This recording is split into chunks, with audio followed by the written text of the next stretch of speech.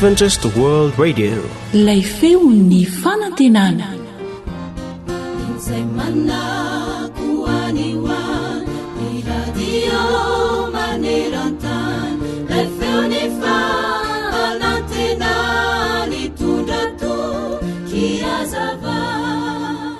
Indray mandeha dia nisy zazavavy kely anankiray nametraka fanontaniana tamin-dreniny hoe neny io moa ve mba misy zavatra tsy azon'Andriamanitra atao? Tsy misy zavatra tsy azon'Andriamanitra atao sombiny aiko io reniny namaly azy. Nefa ho ilay zazavavy kely sady nibanjina tsara andreniny izy. Misy zavatra tsy azon'Andriamanitra atao ka? Tena misy mihitsy zavatra tsy azony atao? Inona ary izany zavatra tsy azon'Andriamanitra atao izany anako? Hoy reniny.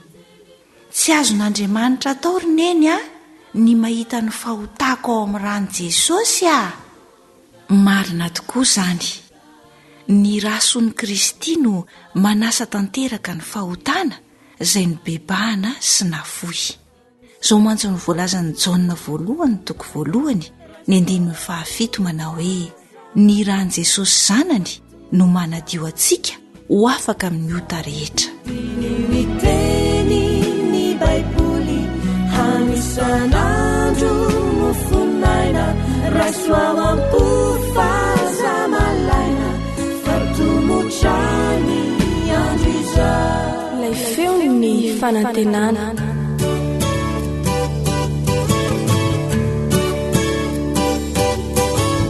Atolotry ny feo fanantenana ho anao tsara ho fantatra.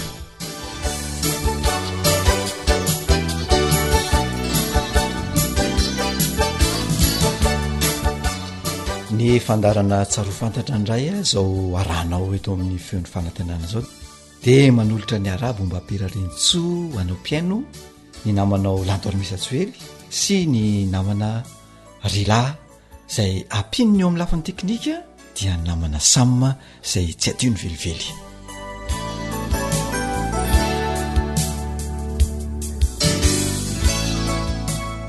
Betsaka tokoa ireo lafiny zavatra tsara ho fantatra eo amin'ny lafim-piainana ara-piarahamonina andavanandro ka mila ampahafantarina.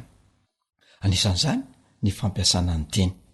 Ka amin'ity anio ity isika dia iresaka mikasika ny fomba fitenenana vitsivitsy izay everitsika fa nahazatra antsika kanefa misy amin'ireny fiteny ireny tsy mety ka tokony ahitsy. Izany no atao dia mba ho fanampim-pahalalana sy mba ahafantarana izay tokony ho tenenina fa tsy handeha araka ny fahazarana fotsiny. Ao dia manasanao piaino iaino finaritra izahay miralahy izay manolotra izao fandarana izao.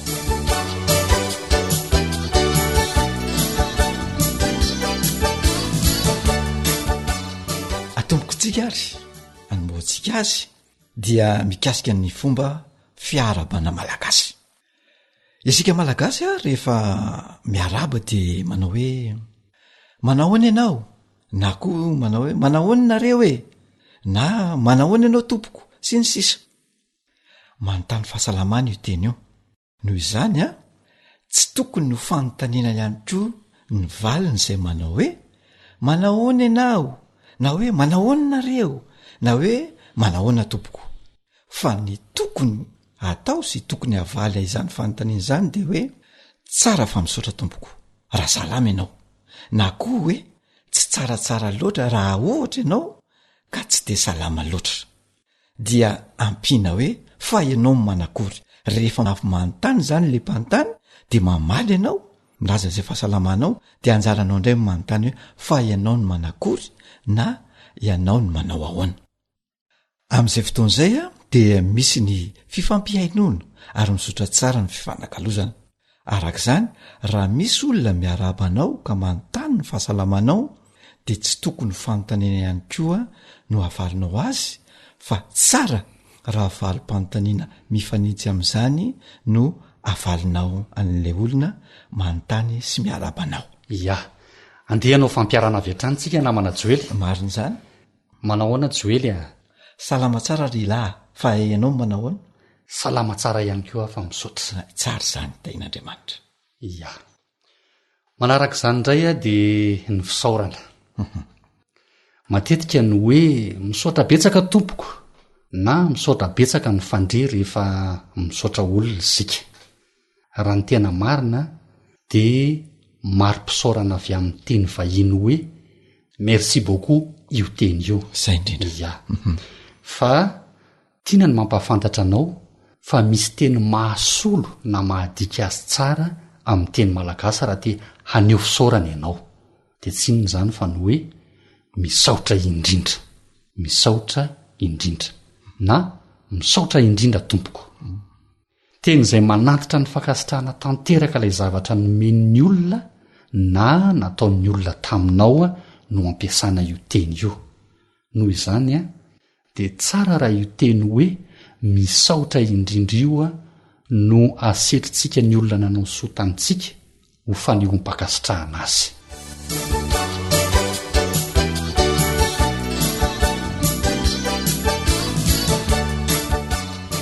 matetika ihany ko sika rehefa te hisarika ny fahalianan'ny olona hiaino ny tena zany dia mampiasa ny teny hoe jerenareo aloha hitanao miteny an'io teny io izany ny olona hoe jereo aloha na hoe hitanao de mba tiany no ienon'ny olona azy ny sary a na soratra no jerena fa tsy ny feo ny feo a dia henona amin'ny sofina fa ny sary sy ny soratra dia jeren'ny maso ka rehefa miady hevitra sy mifanakalo hevitra na mifanazava hevitra manolona zany ianao de tsy ho teny hoe jerenao aloha na hoe hitanao aloha no ampiasaina fa ny tokony ho tenenina teny hoe henonao aloha na hoe henonareo aloha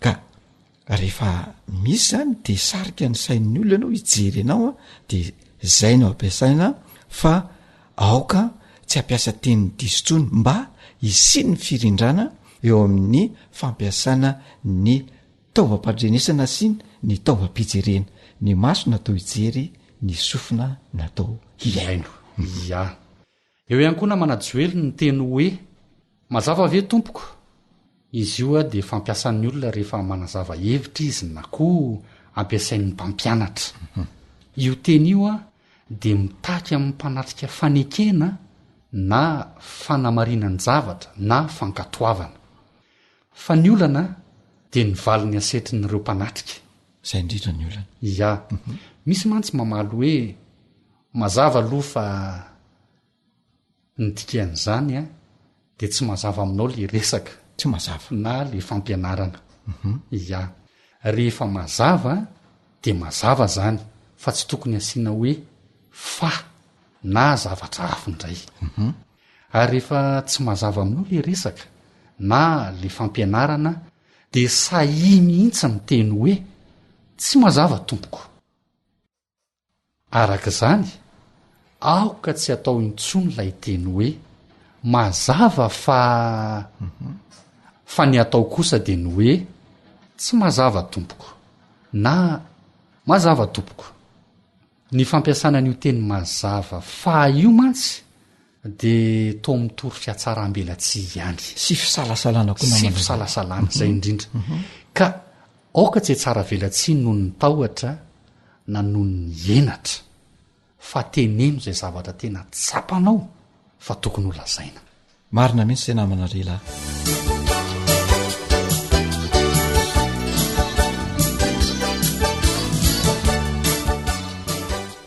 indraindray koa misy mampiasa ny teny hoe olona efa napetraka teo le izy de mampiasa n'io teny io lay olona mba ilazan'lay zavatra na entana napetrany tamin'ny toerana anankiray tsy mety namana rila ny fampiasana n'io teny io a raha ohatra ka nandray ny entana na nametraka izany tamin'ny toerana ray ny olona anankiray satria tsy olona angely ny raisiny ary tsy olona nlay napetrany tamin'ny toerana anankiray fa zavatra na entana ya ka raha nandray zavatra ianao ka napetraka ao tamin'ny toerana iray izay nitondronao io toerana io hoe teto ny napetrako le izy de tsara ny mampiasa ny teny hoe zavatra efa napetrako teo ilay izy fa tsy hoe olona efa napetrako teo lay zavatra hitanao misy zavatra tsy mety zany le izy fa teneny hoe napetrako teto le zavatra na boky na kahena tsy fantatra zany ka de tsara ho fantatritsika zany fa rehefa mandray entana mametraka entana ka misy manontany de teneny hoe efa napetrako teto lay izy na zavatra efa napetrako teto lay izy.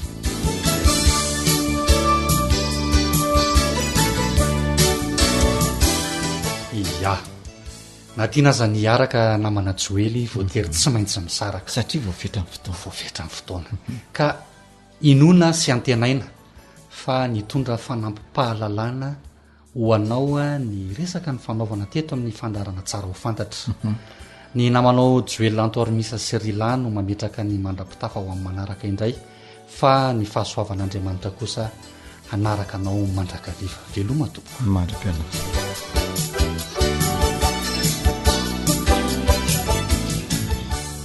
AWR boîte postale 700 Antananarivo 100.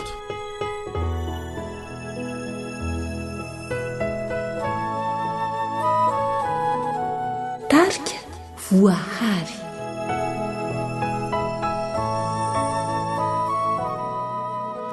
Intiao ray malalo miantoraka aminao fa maro toko ireo ty zay natao ka mifone fa tsy anindro.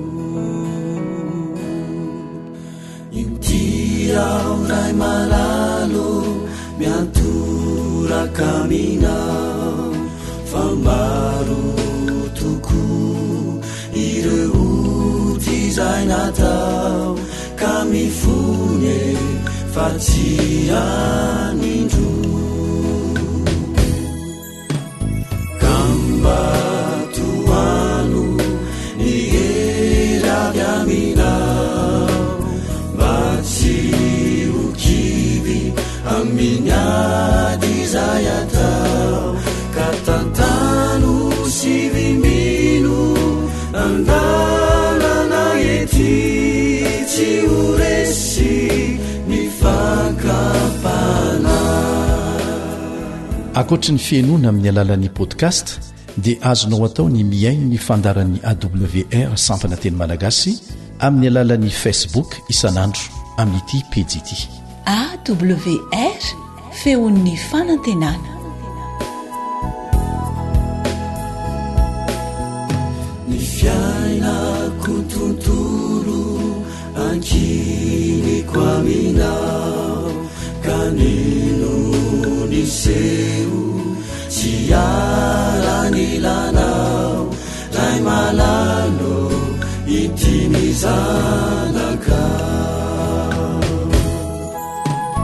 kambatoano ny eravy aminao mba tsy ho kivy amin'ny ady zay atao ka tantano sy vimino andalana ety tsy ho resy ny fakapanay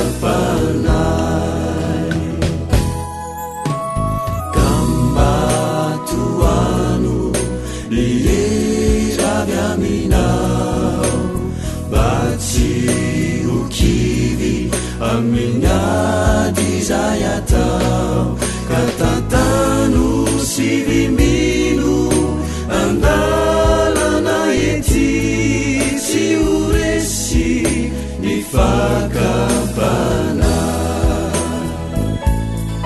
tsy ho resy ny fakapana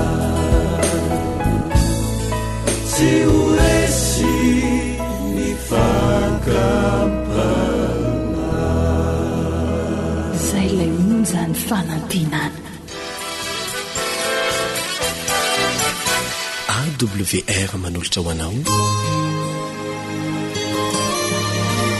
feon'ny fonantenana.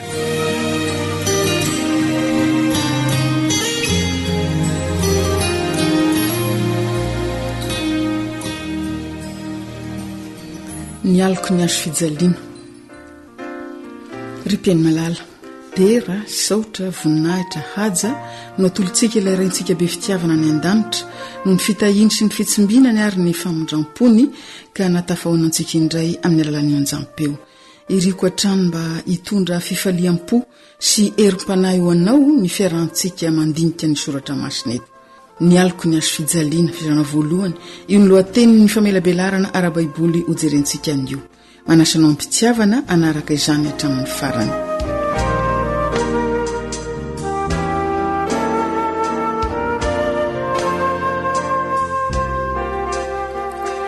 Efa kaiky farana ny asan'i Kristy teto an-tany anatevina ny fianarantsika amin'ity fotoana ity ny famakiana ny Matthieu 4:40, Matthieu 4:40 manomboka amin'ny 7:70 ka hatramin'ny 8:20.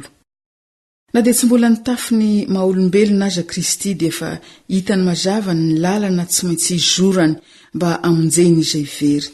Ny fanaintainana rehetra izay nandrotika ny fony, ny fitenenandratsy rehetra natonta teo amin'ny lohany, ny fiafiana rehetra ny antsona azy aretany dia nivelatra teo anoloany talohany nanesorany ny satroboninahiny sy ny elany teo amin'ny sizafendrianany ary nampitafiny ny mahandriamanitra azy amin'ny maha-olombelona.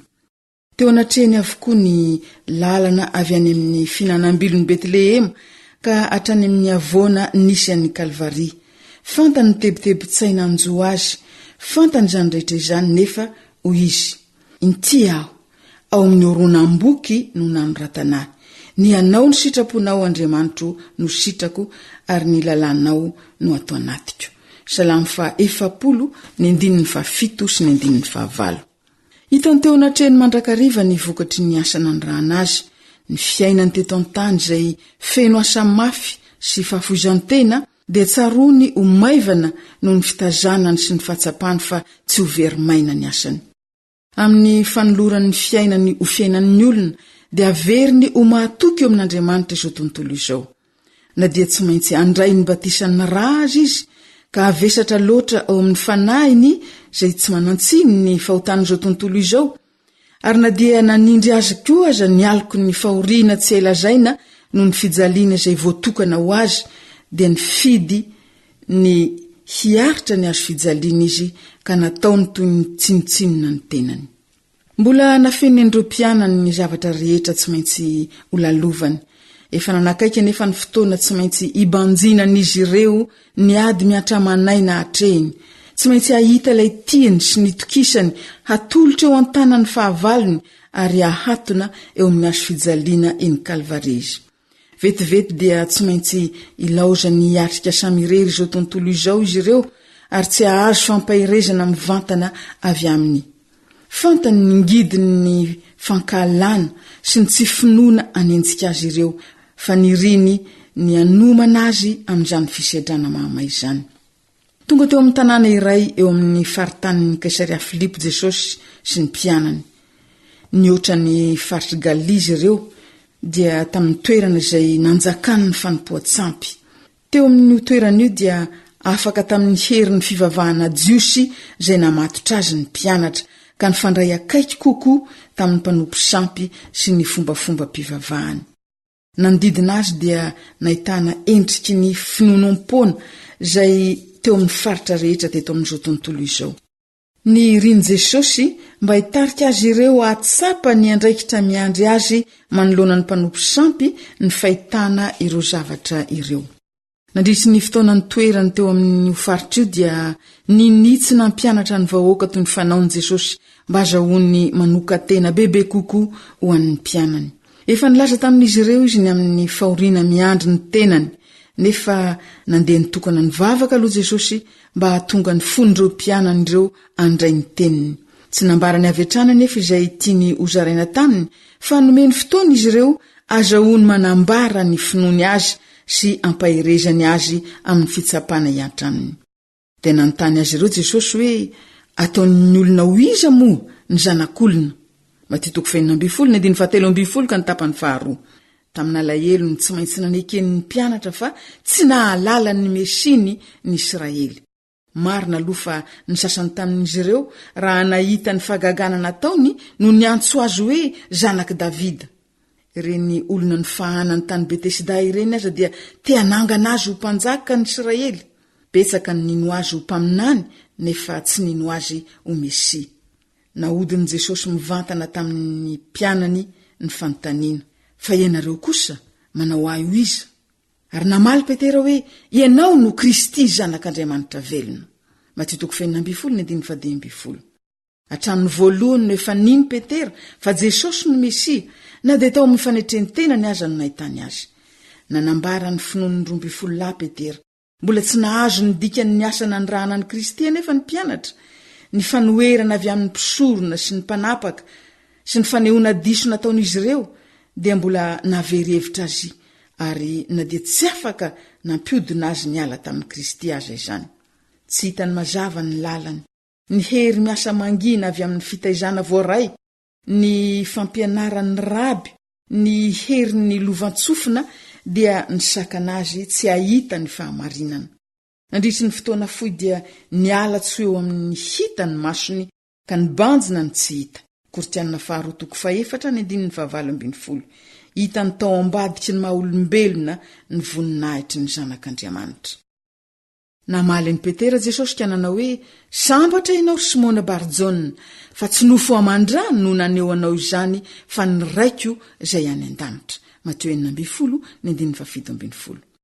Ny fahamarinan'izay naken'ny Petera no fototra iorena ny finoan'ny mpino, koa ny nahitany Petera ny voninahitry Kristy no pirofo mazava fa efa nampianarin'Andriamanitra izy.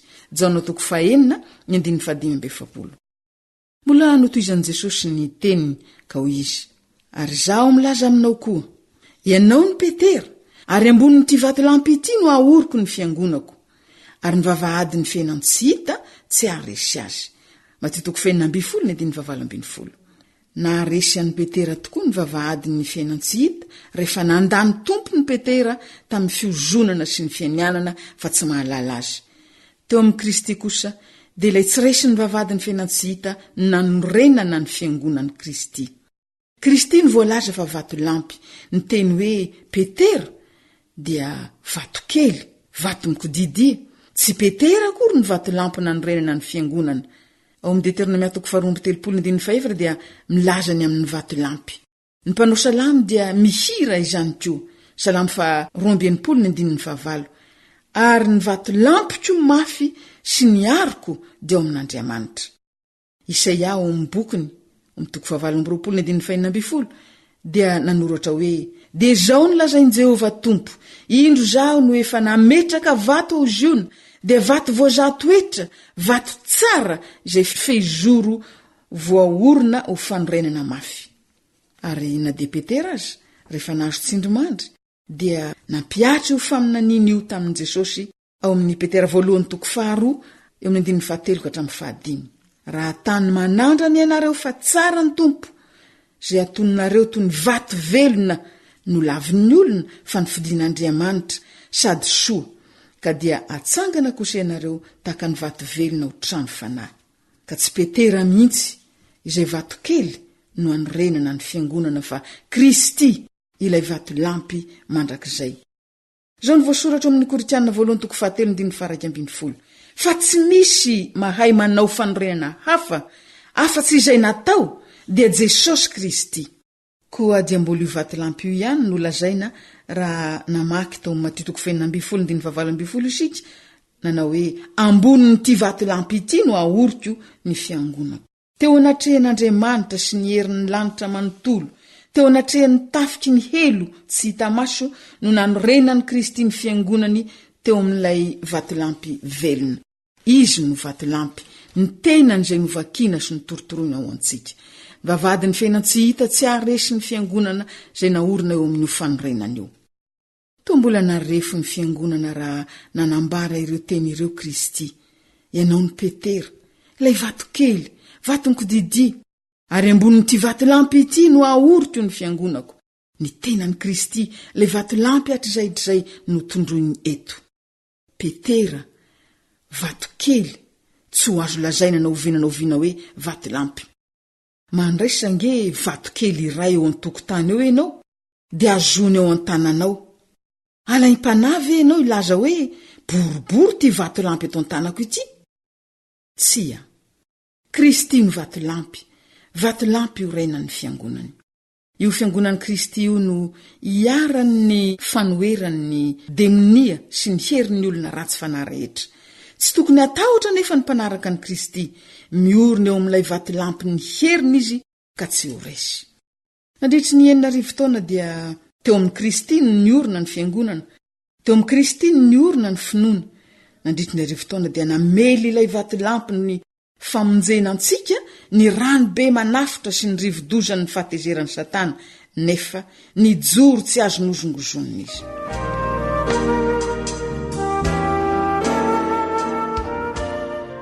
Repikainy malala, zava-dehibe loatra no nasehon'ny tenin'Andriamanitra antsika androany. Mipetraka koa ny fantain'i Kristy aminao, ianao kosa manao ahy io iza. Inona no avalinao izany fantaina miezinezina izany? Iriko raha mba afaka amaly tahaka ny Petera ianao ka na hoe ianao no Kristy zanak'Andriamanitra velona. Kristy no zanak'Andriamanitra velona tonga hamonjy ianao, raiso ho mpamonjy ny tenanao Kristy. Fa mbola misy zava-dehibe hafa hitantsika koa teo. Kristy ny vatolampy io renan'ny fiangonana. Raha izay no efa nanorenanao ny finoanao, dia tohizo hatrany, azony mafy hatrany, fa azo antoka ny vatolampy ifaharanao. Raha Petera kosa no niverinao ho fanorenan'ny fiangonana, dia tsy ara-baiboly izany satria vato kely izy fa tsy vatolampy. Mivavaha ary mandraisa fanampan-kevitra vaovao andray an'i Kristy ho vatolampy, vato velona, vato fehizoro io renan'ny finoanao sy ny fiangonanao. Koa mahereza ry malala, mivavaka aho mba ho tanteraka aminao izany. Amen.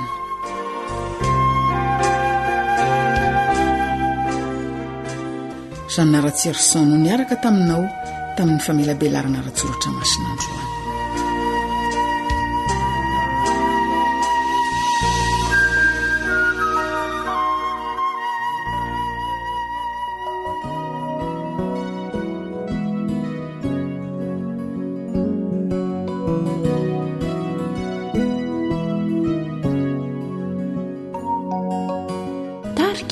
Anita Aspienne.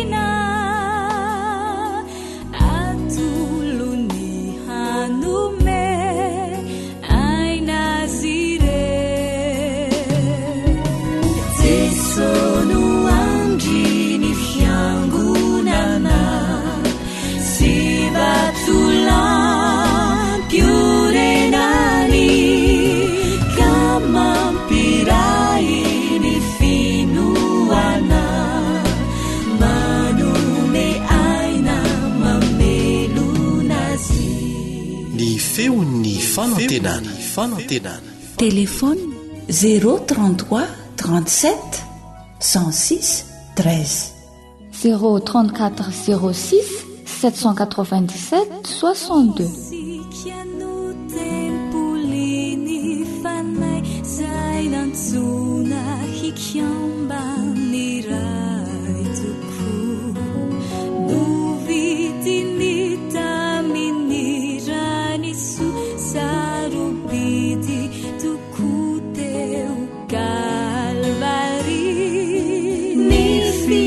Sani wanti kia izao Mawiraya ni sikiare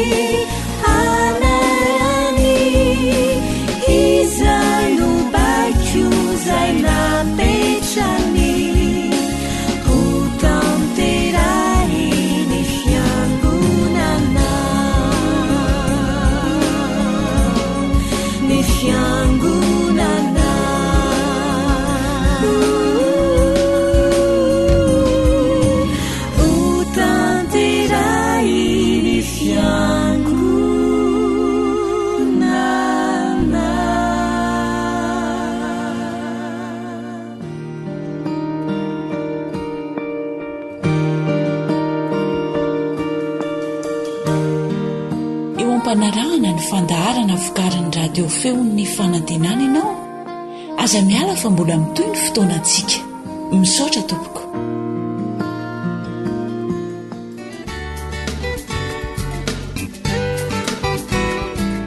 Fianakaviana fon'ny fiarahamonina.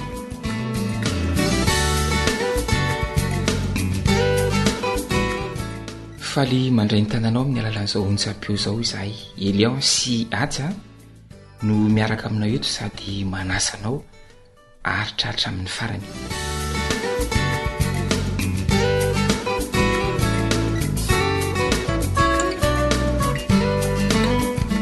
Fahaiza miaino fototra iray mahatsara ny fifandraisantsika amin'ny hafa. Io no mbola loha hevitra iarahantsika mitafy eto. Indray hariva gaga ny renim-pianakaviana iray fa nanontany vaovao rangavadiny raha vao tonga avy any am-piasana. Tsy fanao ny ranga io mantsy zany.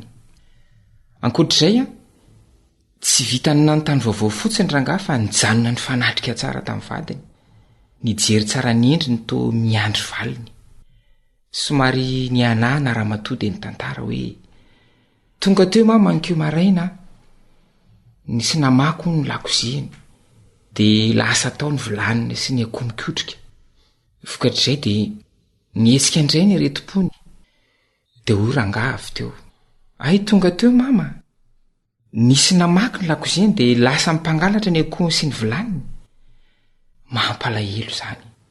Dia narary indray izy, somary niato kely rangaha. Dia nanantona akaiky kokoa ny vadiny. Nijery azy tsara tamin'ny endrika malahelo sady niteny hoe malahelo ianao tena malahelo noho ny manjoanareo mianaka any koa. Inona ny tokony ataontsika? Gaga iny sady tsarono maivana tampoka teo ny alahelony. Tsy haina zavaina nefa hoe nahoana. Inona ny zava-miafy natao ambadiky ny fomba ny hainondrangah.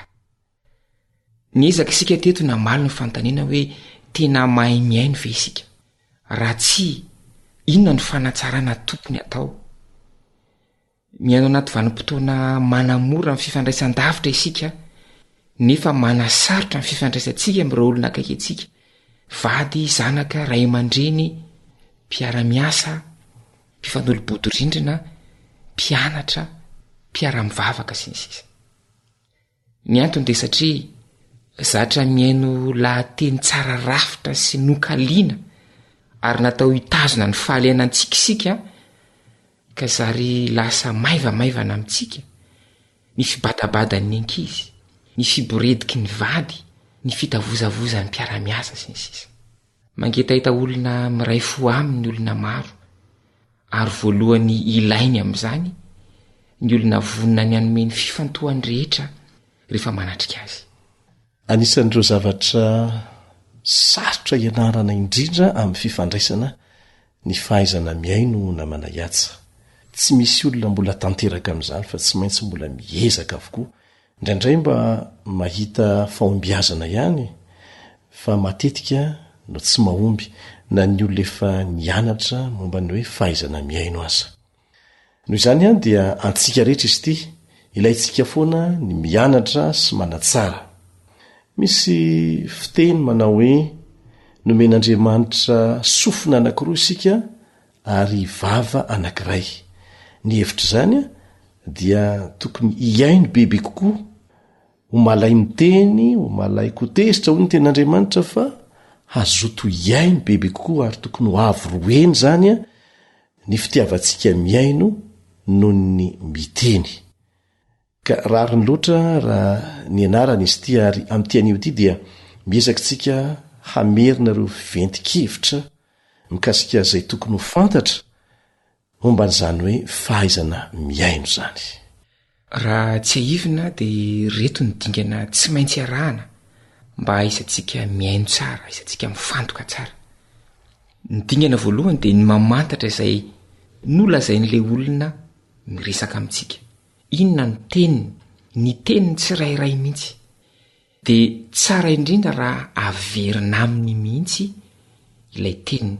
Tahaka n'ilay ray-pianakaviana teo, nilaza ny vadiny hoe tonga teo ny eny ankeo maraina tena veriny mihitsy hoe tonga teo ny eny ankeo maraina izay ny dingana voalohany.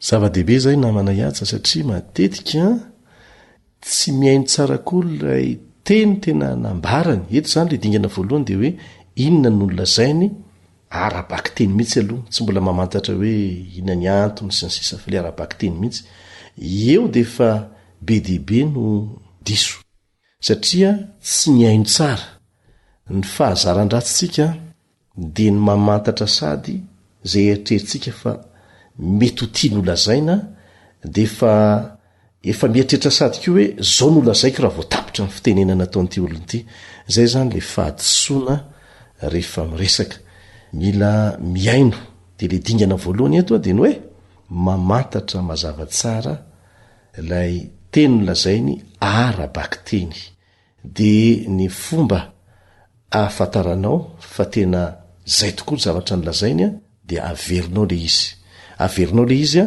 de manamarina lay olona ny teny na zay tokoa ny zavatra ny teneny na tsy mbola lay arabaky teny eto ndresahana.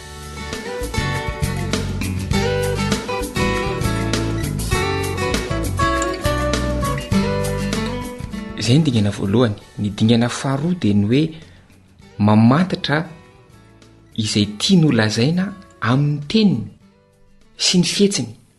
Mety ho teny ankolaka mantsy na sary teny no ampiasain'ilay olona toy ny hoe fandretsika matetika ny hoe ho avy miaraka amin'ny angady sy ny aronany ah aitsika tsara fa tsy arabaky teny zany teny zany fa ny hevitra zany de hoe vonina hiatrika ny zavatsarotra mety hitrangany ah na koa vonina ny ady mihitsy na koa vonina ny asa mafy a midika zavatra be dehibe arakarak'le zavatra miseho moa le izy fa anampy ianao be dehibe a atakatra kokoa ny zavatra tiany lazaina ny fanamariana ataonao fijerenao akaiky ny masony rehefa miresaka izy ny endriny ny fihetsiky ny tanany ny fihetsiky ny vatany ny anarantsika teto fa ny 8% ny afatra miampita avy amin'ny olona anankiray a de tsy avy amin'ny teny nambarany loatra fa avy amin'ny fihetsika nasehoany teo amin'ny mpitenenana izany teo amin'ny fotoana nampitany an'le afatra ka ilaina jerena avokoa zany a ro anankiroa reo eo zany tsika de fa manana zavatra anankiroa tokony izarana sady a rehefa miresaka inona ny teny nambarany arabaky teny faharoa manahoana ny fihetsiny fijeriny ny endriny teo ampitenenana rehefa atambatra reo dia mitombo ny fahatakaratsika ny zavatra tiany ambara. Ny dingana fahatelo de ny mamantatra ny fihetsepon'ilay olona eo ampitenenana mety ho teneny mivantana ny fihetseapony mety hiteny io zay tena malahelo ah zany na hoe matahotra be ah zany na hoe tena malaina be mihitsy ah zany tsy te andeha tsy te hanao an'zany ah mety koa le olona tsy teny an'izay izy misy olona efa tsy notaizaina mihitsy hatramin'ny fahazazany hamboraka ny fihetseapony noho izay de ianao miresaka amin'io zany no mamantatra ny fihetseapony ary miteny aminy rehefa aveo hoe malahelo ianao hoe faly ianao hoe hitako tena mavitribitrika mihitsy ianao androany a hitako tena mientanentana mihitsy ianao zany androany izany de fampisehotsika fa tena mifantoka tsara amin'ilay olona miresaka amintsika isika. Zava-dehibe izay famantarana ny afatra miampita amin'ny fihetsepon'ilay olona izay tsy mora zay a ary tsy milaza koa sika hoe ho azo fantarina 100% le izy fa ny fahalalanao ny fiezahanao amantatra n'le izy a amin'ny apahany be indrindra dia manampy ianao atakatra zay zavatra miseho aminy na ny afatra tiany ampitaina. Io resaka firaisampo io rehefa miresaka dia misy tendro anankiroa tsy maintsy alana namana iaja de ny fidirana lalina loatra amin'ny fiainan'le olona mety tsy hafeny zavatra teneninao ianao ary mety lasa olana indray ny vokany. Ny tendro anankiray tsy maintsy alana de le hoe ny fangatsiahana ny atsiahana eo anatrehny fihetsepon'ny olona rehefa mamboraka an'izany aminao izy amin'ny alalan'ny resaka mangatsika ianao ohatran'ny olony saina be loatra tsy te hiresaka afa-tsy zay zavatra tena nyresahany arabaky teny ireo zany zavatra samy tsy maintsy elana reo etrantsika zavatra anankitelo sady no hitantsika mitambatra anamora ny fahatakaratsika zay foana nytanjona tamin'le fahaizana miaino zany anamora ny fahatakaratsika zay zavatra mahazo ny olona zay tia ny ambara rehefa miresaka amintsika izy raha venandre mandeha fahafantarana tsara zay tena nylazainy arabaky teny faharoa ny fietsiny ny endriny teo ampitenenana ary fahatelo ny fihetsepo ny zaranyzany zavatra zany taminao tambatra ireo anankitelo ireo dia fa miakatra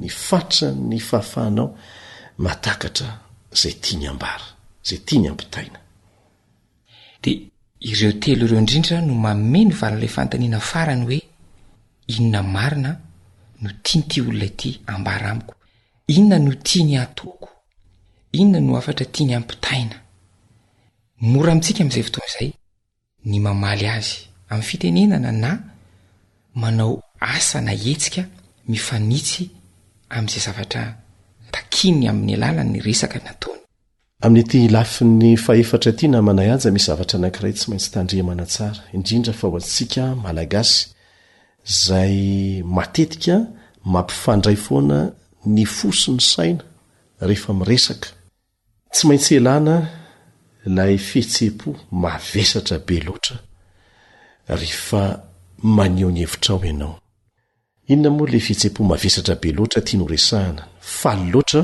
na tezitra loatra na malahelo loatra na koa vokatry ny toejavatra zay nazo anao tsy ampy toromaso mihitsy dia sosorena tsy ampy fifatohana na reraka loatra rehefa tafititra amin'izany toejavatra mavesatra zany ianao dia aleo mangina hoy voalazany soratra masina mandehana ao ampandrinao ka mangina salamo 4:4 satria ny teny avoakanao ao anatin'izany fahatezerana na faly loatra izany indrindra ny hoe fanapa-kevitra raisina ao anatin'izany dia fanapa-kevitra zay diso avokoa ny miaro ny tenina voaka sy ny fanapa-kevitra nraisina nefa orinan'izay sarotra na fantatra aza lizy fa diso dia sahirana ianao miaiky hoe diso ny zavatra andresahako hoe ny olona tsopo no vitsy no afaka miteny an'izany ka ny fanafodiny dia aleo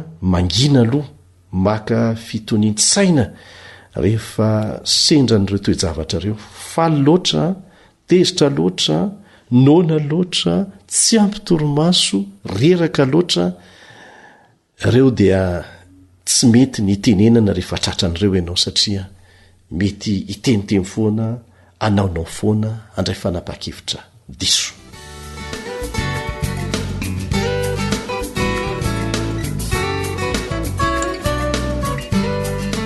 eto ampamaranana namana iaja dia mahatsiaro tena omeloka koa ny teny satria na efa ela aza ny nahalalana n'izany zavatra zany na verimberina koa aza tany ampianarana mitombo indray ny fahalalana rehefa manao fikaroana mba ho zaraina amin'ny namana amin'ny ontsapeo ny feon'ny fanantenana dia matetika no lavo tsy mahatanteraka araka ny tokony ho izy zay zavatra ny anarana olombelona ihany sika mety ho diso kanefa azakivy lavo impito ny marina fa tafarina ihany hoy ny voalazan'ny tenin'Andriamanitra zany isa 7 zany dia milaza fahafenona tsy misy fetra mety ho lavo matetitetika ianao tsy mahomby eo amin'ny fampiarana mikasika ny fahaizana miaino eo amin'ny fifandraisana amin'ny hafa kanefa ny zava-dehibe dia ianao tsy mety kivy vonina ny amela eloka foan'Andriamanitra fa mihoatra noho izany vonina ny anampy anao izy mba ahaizanao mampiatra ny tokony ho ampiarina rehefa mifandray amin'ny hafa tsara ny mitondra an'izany amin'nybavaka za namana iaja dia mitondra amin'nybavaka n'izany matetika rehefa mamoaka fitenenana tsy voahevitra ary miteraka fahasorenana amin'ny hafa na koa tsy fahaizana miaino tsara ny zavatra nyresahan'ny hafa dia mandray an'izany amin'ny fomba zay tsy mifanaraka amin'izay tiany ambara eloka daholo zany tokony hoentina mbavaka zany niezaka ataotsika mikasika ireo zavatra efa ny anarantsika teto mikasika ny fahaizana mifandray dia ariary vavaka isika.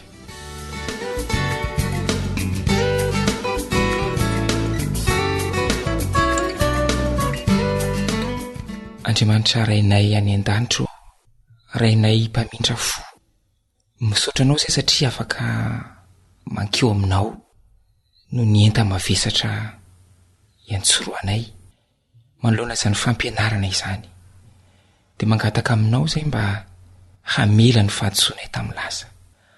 Meonay manomboka izao ny sofina mainy aino izay ambara ny hafa aminay. Ampio izay mba hanana saina mahay manavaka ny fifanoherana eo amin'izay ambaran'ny hafa sy ny fomba ilazany azy.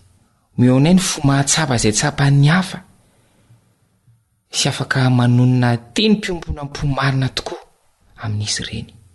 Meonay ny fahendrena ahatakarana ny hevitra miafina ao ambadiky ny teny resahana aminay sy ny ahafahanay mahatakatra ny tena tiany hafa ambara. Omeo fahazavan-tsaina voamasina izay mba aizanay mamantatra raha toa ka misy fahadisoana na familiana ny fahamarinana amin'ireo teny izay ambara aminay. Ary omeo fahendrena aizana maneho fihetsika feny fahendrena manoloana izany. Misaotra anao izay no ny valim-bavaka azo antoka avy aminao, satria amin'ny anaran'i Jesosy Kristy Tompo no hanonanay izany vavaka izany. Amen.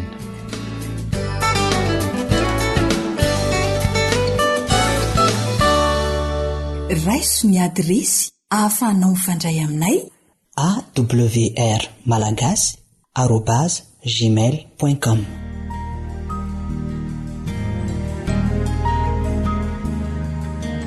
Faniteninao no fahamarinana.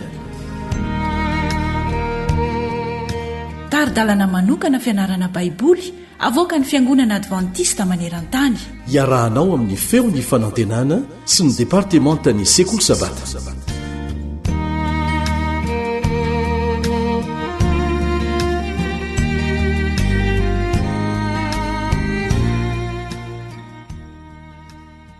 Misaotranao manjohy hatrany izao fiarah-mianatra ny ten'Andriamanitra amin'ny onjam-peon'ny feon'ny fanantenana izao na ny radio Adventista iraisam-pirenena sampana teny malagasy.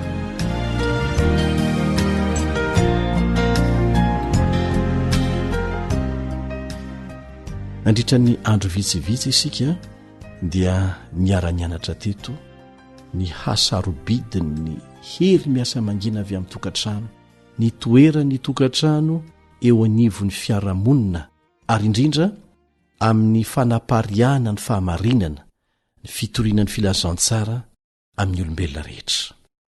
Voalaza ny lesona izay rahantsika mianatra amin'ity anio ity fa manan-kery miasa mangina be lavitra eo amin'ny fon'ny olombelona sy ny fiainana ny tokantrano izay manana an'Andriamanitra eo anivony noho ny toriteny rehetra azo atao. Nahoana moa? Satria ny toriteny dia be dehibe ny manao an'izany na tsy miaina amin'ny zavatra toriany aza. Fa ny hery miasa mangina avy amin'ny fiainan'ny tokantrano anankiray izay miaraka n'Andriamanitra ary manana an'Andriamanitra eo anivony dia tsy hiafenina ny herin'izany tokantrano izany eo amin'ny hafa manodidina azy amin'izay rehetra mifandray amin'ny olona ao anatin'izany tokantrano izany. Tena tsapa mihitsy hoe miaraka amin'Andriamanitra ny olona atao amin'ity tokantrano ity. Mety kely dia kely ny faritra ahazoan'ny hery avy amintsika miasa, mety ho kely koa ny fahaizantsika, mety tsy nomena fanomezam-pahasoavana andahateny isika, mety ho vitsy ny fotoana ananantsika koa aza angamba, mety voafetra mihitsy ny fahalalantsika, nefa misy zavatra mahagaga azo atao raha ampiasaina ampahatokiana ireo fotoana rehetra nomen'Andriamanitra antsika ao atokantrantsika ao. Zany ny voalaza ao amin'ilay boky Tana masoandro ny fahasalamana takila 7:20 sy ny 7:20.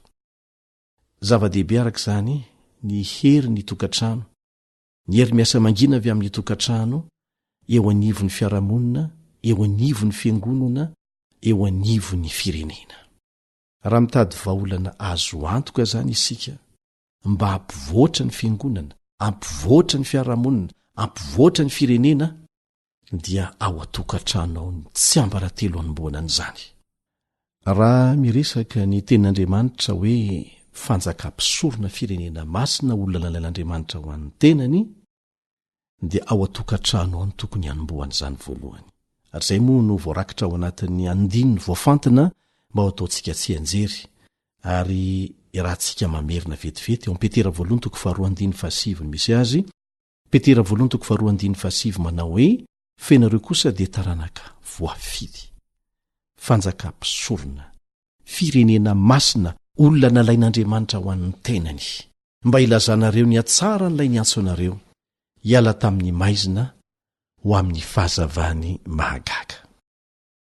Ny olona izay milaza ho kristianina, manara-dian'i Kristy, dia olona tao amin'ny maizina ary tonga ao amin'ny fahazavana mahagaga mitsy milazana azy eto. Olona nofidian'Andriamanitra mba hilaza ny atsara n'ilay niantso azy. Rehefa mitony teny ho kristianina ianao, nanaiky ho atao batisa ary mpanara-dia ny Kristy, dia azadino fa natao hilaza ny atsara n'ilay niantso anao, niala tamin'ny maizina ho amin'ny fahazavana mahagaga ianao. Natao hitoro ny filazantsara amin'ny olombelona rehetra isika.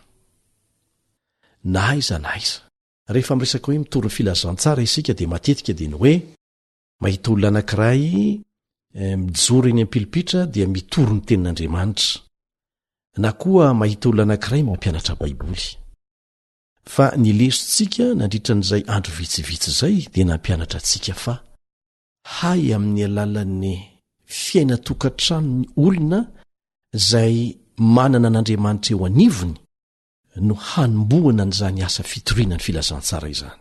Amin'ny alalan'ny hery miasa mangina, vokatry ny fifandraisan'ny olona ao anatin'izany tokantrano tsirairay milaza azo kristianina izany amin'Andriamanitra. Tsy amin'ny fotoana anaovan'ny fotoam-pivavahana fotsiny, na amin'ny fotoana fandehanana ny ampiangonana indray mandeha isan-kerinandro, fa ny vokatr' izany mihitsy eo amin'ny fiainany andavanandro.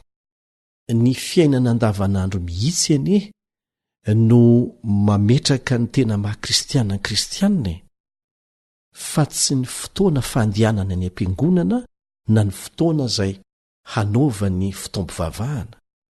Ny fotoana fandehanana ny ampiangonana sy hanaovana fotoam-pivavahana ao tokantrano dia fa fiainana iainana isan'andro zany, ahafahana manovo hery sy fahalalana avy amin'Andriamanitra. Fa ny vokatr' izany eo amin'ny fiainantsika andavanandro no isehoan'ilay hery miasa mangina mitona ny olona mba hanaraka ilay Andriamanitra izay hivavahantsika. Tsy mety zany le hoe kristianina isan-kerinandro na kristianina amin'ny fotoana hivavahana fotsiny, anaovana fotoam-pivavahana, fa kristianina eo amin'ny fomba fiainana andavanandro mihitsy. Voatantara ao anatin'ny tenin'Andriamanitra ny amin'ny Ezekia mpanjaka. Narary izy dia nangataka fanasitranana avy amin'Andriamanitra, satria voalaza n'Andriamanitra mihitsy fa ho faty izy, dia ny fony izy dia nangataka mba tsy ho faty, dia nomen'Andriamanitra tombonandro 12 taona izy, dia nilaza sy nilokaloka mihitsy izy fa aneo ny voninahitr'Andriamanitra sy hideran'Andriamanitra mandrakizay eo amin'ny fiainany.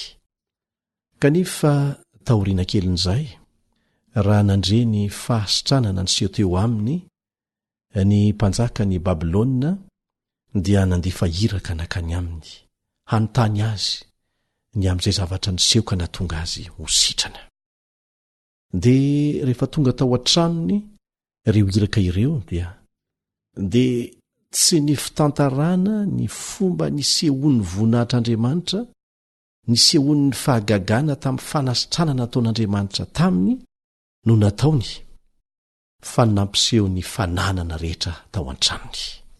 Rehefa lasa ireo vahiny ireo dia nanontany azy ny mpaminanina na hoe inona avy no hitan'ireo olona ireo tato an-tranonao? Ny any Ezekia dia ny fampisehoana reo arena ara-materialy na nanany zay ny namay azy tamin'ireo vahinina ireo. Fa ho anao kosa, inona no hitany hafa ao an-tranonao raha tonga mivahiny aho izy ireo? Hitantaratra ao anatin'ny fiainam-pianakavianao ve sy ny fomba fifandraisanao amin'ireo olona zay miditra ao an-tranonao fa zanak'Andriamanitra ianao, na amin'ny fomba fiteny, na amin'ny fanajana, na amin'ny atsaram-panahy sy ny fifandraisana hitan'ny olona ao an-tokantrano ao. Mety hisy olona mahay manamboatra, mahay manafina ny tsy mety ao an-tranony.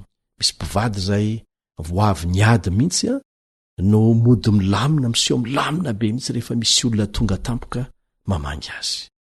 Tsy afaka ny hijanona maharitra amin'ny fiatsaram-belatsetaka an'izany anefisika eo anivon'ny fiarahamonina. Fantatra foana ny tena fiainantsika. Andriamanitra dia manasa antsika mba hijoro vavolombelona ny amin'ny izay nataon'Andriamanitra teo amin'ny fiainantsika, vokatry ny fiarahantsika aminy, vokatry ny fananantsika azy ho Andriamanitra mpanjaka ny tokantranontsika. Ny olombelona rehetra izay manodidina antsika dia samy mahafantatra fa tsy misy olona manana fahatanterahana izany, tsy misy tokantrano manana fahatanterahana izany. Fa ny olona rehetra ihany koa anefa dia afaka ny ahatsapa ny mampiavaka ny tokantrano miaraka amin'Andriamanitra, indrindra fa amin'izao fotoana izay anjakan'ny haiziny faharatsiana izao. No vao maika tokony ampisongadina ny hazavan'ny tokantrano manana an'Andriamanitra eo anivony. Voatanisa teto ohatra, nisy antionany amin'ny toetra mampiavaka ny tokantrano kristianina dia ny fampiatranom-bahiny tahaka ny nataon'i Abrahama fahiny, ny fiantrana sy ny fanehoana atsaram-panahy amin'ireo olona izay tratra ny herisetra sy ny maro hafa ihany koa. Izany no tena andrasana amin'ny tokantrano kristianina rehetra amin'izao fotoana izao, hanehoana fa tena mpitoro ny filazantsara eo amin'ny fiainany tokoa ny tokantrano kristianina.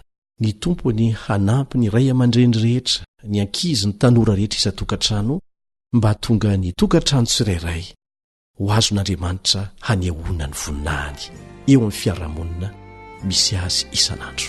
Amen.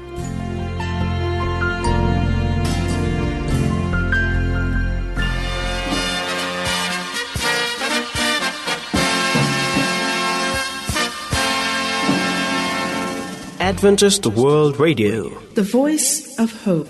Tapitra treto ny fiarahanao tamin'ny radio feon'ny fanantenana na ny AWR. Azonao atao ny mamerina miaino na maka mahimaimpona ny fandaharana narahanao teo amin'ny fotoana rehetra ilanao azy. Raisoaryn'ny adresy ahafahanao manao izany. www.awr.org. Mandrapitafa indray ary.